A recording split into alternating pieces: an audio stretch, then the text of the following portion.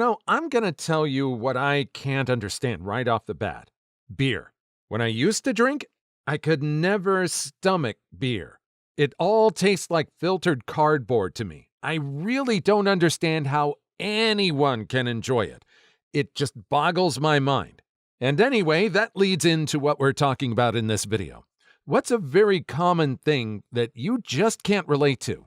Story 1. Fighting, yelling, hostility in relationships with my significant other. It could very well stem from my childhood, I guess.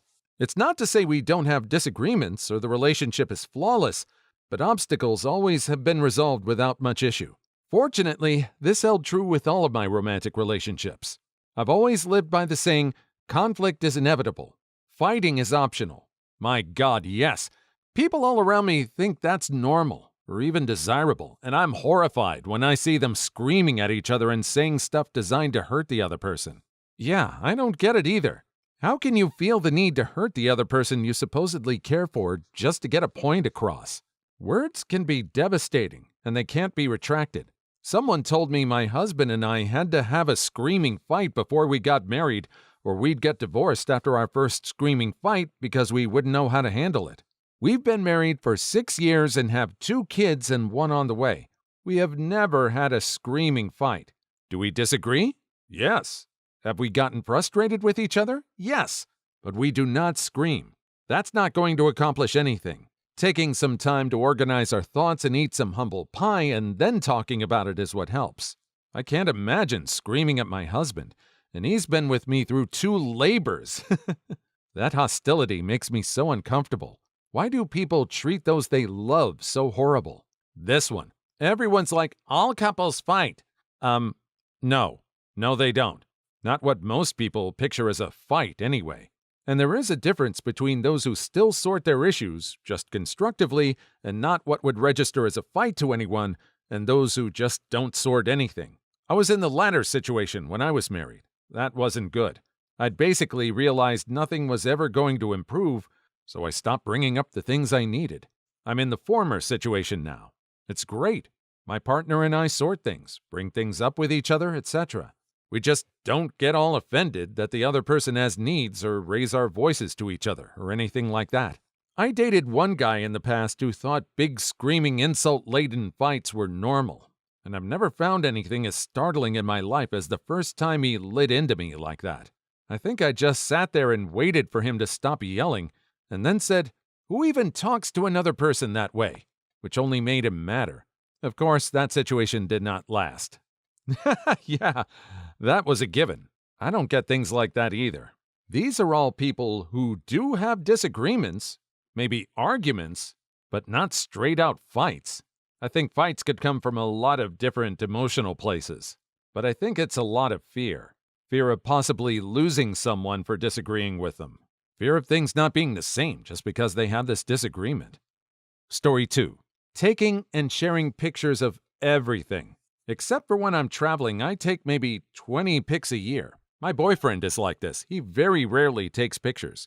I used to be too, but I lost someone last year and I realized I didn't have one picture with them, and it broke my heart. So I promised myself that I'd take more pictures. I don't understand people that take pictures of everything, but I do try to capture moments. Not to post on social media, but just so I have them if I ever lost that person. This is going to sound crazy, but I've started taking tons of extra pictures of my kitty cat for this reason. She's almost 14 years old, and though she's still healthy, I know her years are numbered, and I want as many memories of her as possible. I used to be like this. Then you realize how much you forget as life goes on. Sometimes someone leaves you or passes away, and you realize you don't have much to remember them by. You say you'll have those memories of good times in your head, but most won't last. 10 years later, you'll struggle to remember. Life is precious. Life is fun. It's nice to occasionally stroll memory lane and remember the good times, but you can't if you don't take pictures. I lost my mother at the end of November. Not long after, I went searching on my phone for photos and videos of her, only to find that I barely have any. I miss her face and voice a lot. There seems to be a lot of counter-argument on this particular point. I know a situation of a different nature. Someone I knew had a brother who passed away. They were both musicians. They were both very young. in their teens. One day, the brother was finishing up clearing out some of his gear and came across a keyboard. It had a built-in sequencer, and when he triggered it, a piece started playing on it. He realized that this was his brother playing on that keyboard. It touched him to hear something from the past that he'd never thought he'd hear again. He got to hear his brother play music again. Story 3. Loving and wanting to spend time with your family. Had a terrible, awful childhood. As an adult, just lots of toxic interactions whenever anyone from my family got involved in my life, so all cut off. When I see people posting about their family and how much they love them, I just don't understand it. I don't understand my fiancé missing his mom, etc. I know I'm the anomaly, but just can't relate in any way. I understand when people love their family, but for me it's people who hate their family and still talk to them. Read it on here all the time. My parents demand I name my child something or they'll disown me, or family spent all my inheritance and said tough luck. Why even have these people in your life? Family or not, people who abuse and disrespect you don't deserve your mental and emotional energy.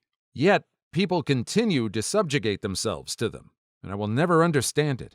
Because there is such strong social stigma against separating from your family, even at adulthood. I feel like a hateful, awful person because I find my mom a burden. People who don't just don't get it.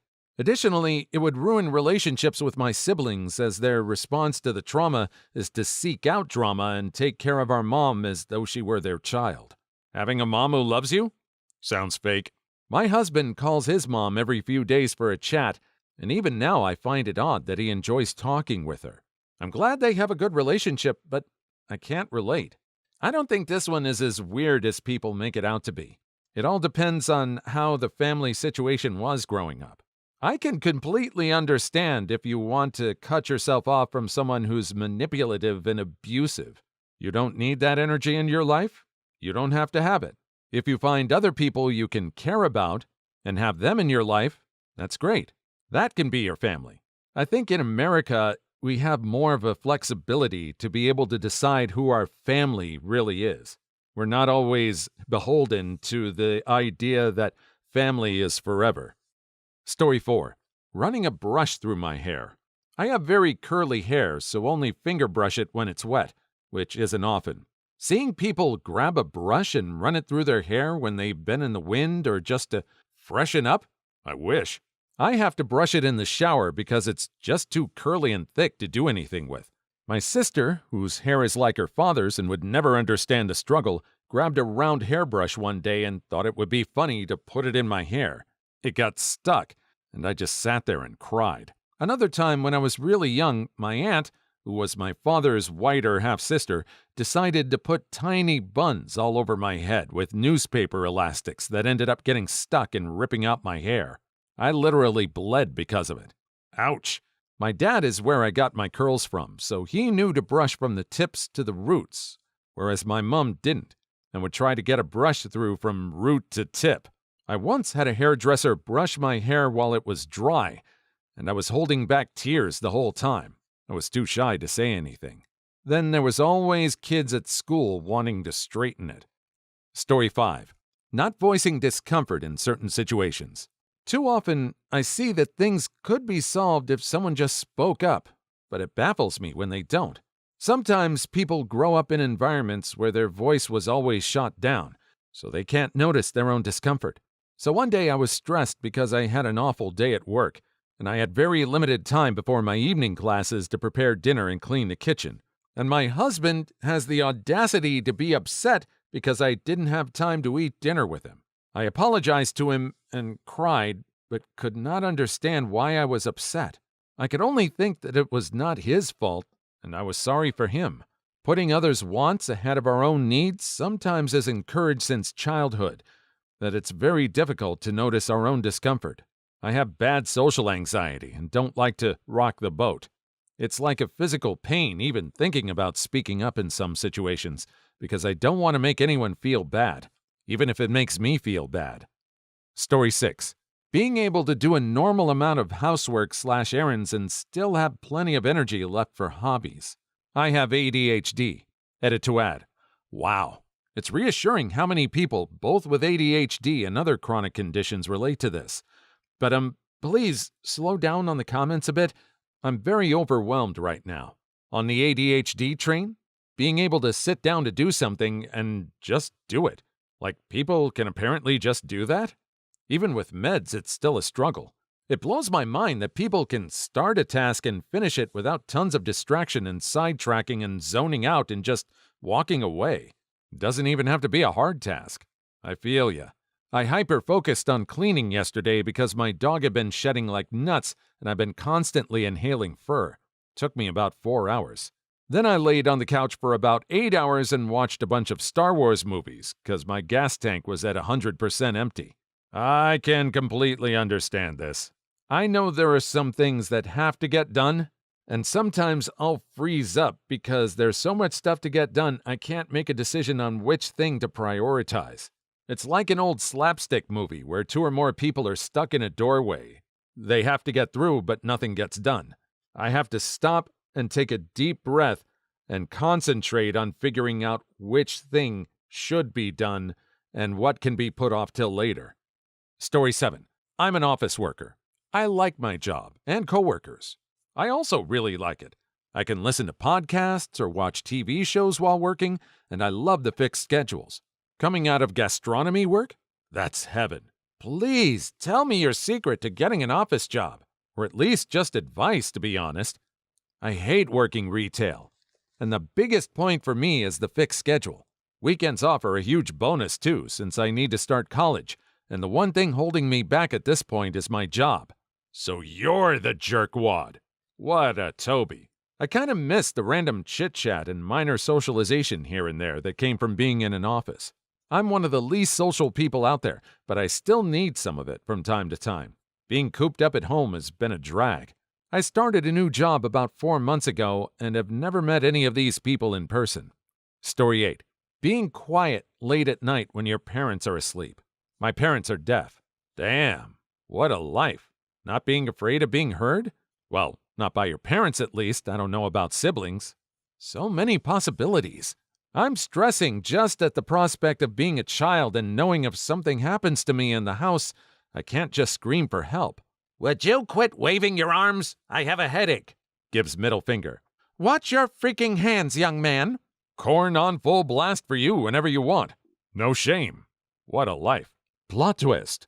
They've been playing deaf for all those years just to catch you in the act and ground you. Story 9. That trope where the husband is a useless piece of lazy dirt who couldn't possibly feed himself or care for the kids and house without your divine feminine guidance? It used to make me feel bad. Like, am I supposed to be running this place by myself while my man just lies on the couch after work? But then I realized, no, it's the trope that's awful. It's everywhere, though, and women think it's somehow cute or empowering to perpetuate it. As a husband and father, this trope ticks me off. I am extremely invested in my family and am more than capable of taking care of business. Yet, when I'm out and about with my daughter, it's, oh, must be Mom's day off. Take off with that junk. It's not Mom's day off. This is me being a regular old responsible dad. That's my default, you lowbrow, unassuming piece of dirt that apparently had turds for parents. I think a lot of this is perpetuated by TV and movies. Anyone who watched Home Improvement knew that it was always the dad that was going to mess things up. Any sitcom usually has the dad be the lazy one. Even if the mom had a job, the mom was supposed to come home and just clean everything up because dad was just being irresponsible and partying while she was away. Yet somehow, she loves him despite his flaws. Real life isn't like that. I know relationships where both people are equally responsible for the household. They'll both put in their time. It's not about roles. Stuff needs to be done around the house, and everybody's got to pitch in to get it done, whatever that needs to be. Story 10. Having a car payment.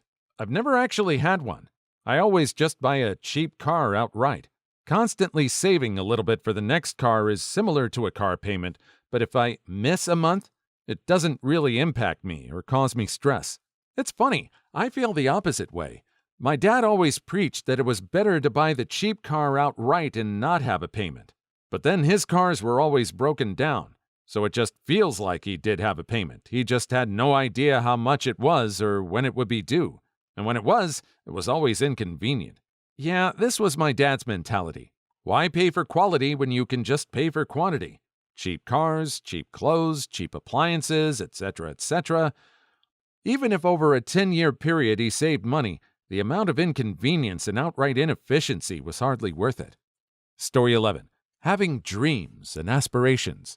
I never thought I'd get to be an adult, so I never had dreams. By the way, thanks for the awards, guys. I've never gotten so many, so I appreciate all of you. 22. This year made me stop and suddenly I started to question myself. Why do I do what I do? This is scary, man. I don't know me. No, keep going. That awareness is the beginning to true wisdom. I never doubted that I'd live long enough to see adulthood, but I've never had any ambition or dreams or aspirations. I know people who knew what they wanted at the age of 14 and got there. I've tried forcing it or faking it to help effect change to no avail. It's frustrating as hell and feeds my mental health issues, or causes them. Story 12. The requirement of drama. I've met so many people who are always in the midst of some drama, and then when lacking in it, create it for themselves. They thrive off it. I mean, at a push, I can understand it to an extent. It gives their lives meaning, possibly. But then they try and drag people like myself into their drama. I think the hell not. As a former drama queen, I can say that I didn't want the drama, but unfortunately, I was perceiving everything around me as being dramatic, and most often than not, as being a sort of attack on me. And since my mechanism to regulate my emotions was flawed, I was getting very worked up and caught up in emotional storms where I was lashing out, plotting revenge, and so on. So embarrassing to look back at it all now. What was your way out of it? Somehow I think the current social media landscape feeds into this. News channels can deliver problems and arguments and strife 24/7. Online, you can look up whatever you want to look up and it'll be right there for you. You can find videos for any kind of conflict you want, resolved in any way you want. It's like that character from the show What We Do in the Shadows. They were an emotional vampire. They fed off of people's energy. Maybe what we call a drama queen is some kind of low-key emotional vampire. Story 13. Watching streamers. I don't really enjoy watching other people play games for long stretches of time. I also don't really like watching sports either. I guess I just don't feel the same excitement some people do for this stuff. Streamers are watched almost entirely because their fans love their personalities, I think. The games might not be very interesting, but you'll still watch because you find the streamer funny and entertaining. Same.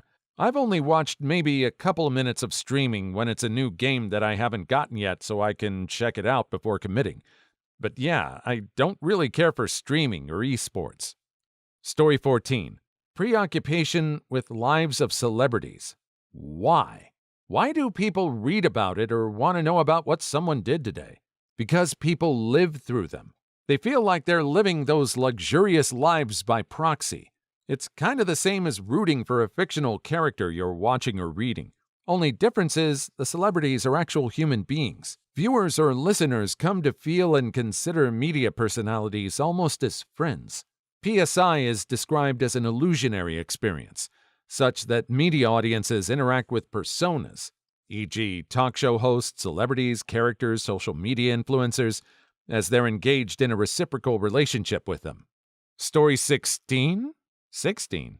Wait, where's 15? They didn't put 15 down. All right, no story 15. No story 15 for you. Story 16. Wanting to settle down by your 30s. In Asian families, not being married and having kids by 30 is like blasphemy.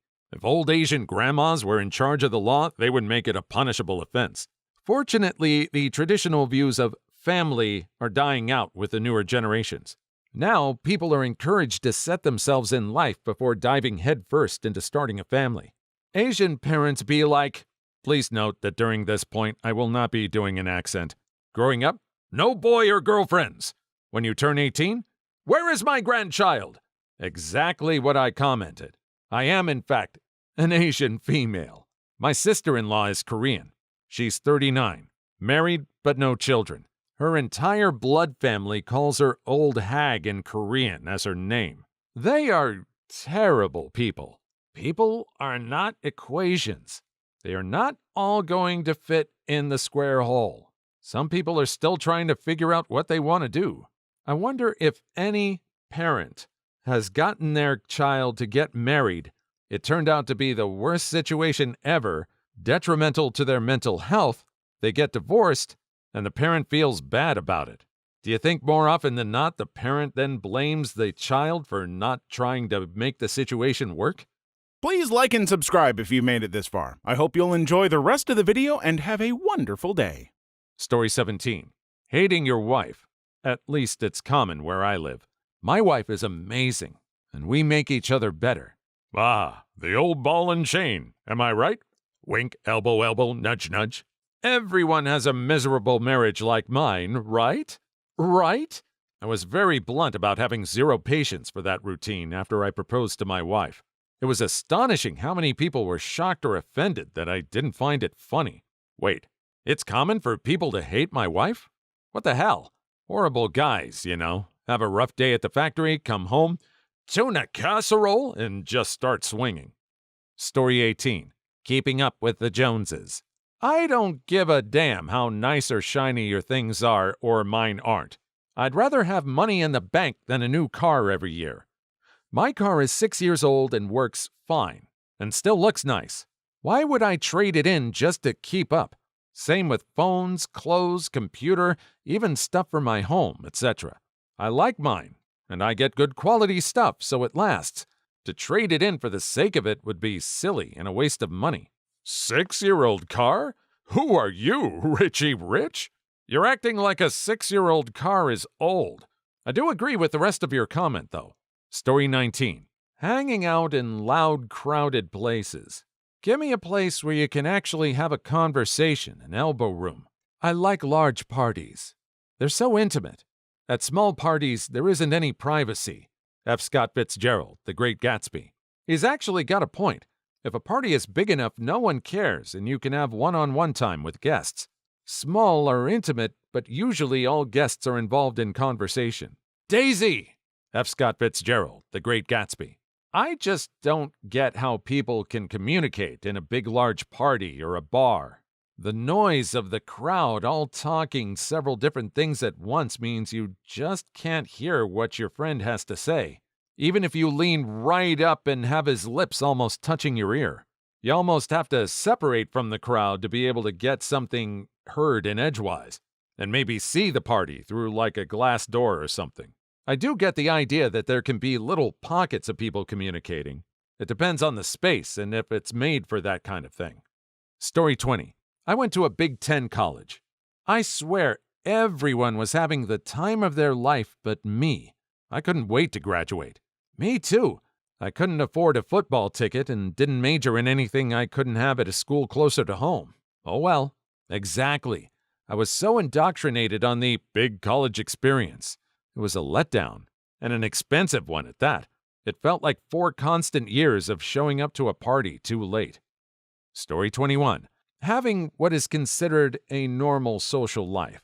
I have the social desires of a sim. Sometimes my bar gets low and I need some interaction, but once my bar is full, I can go without it for a while.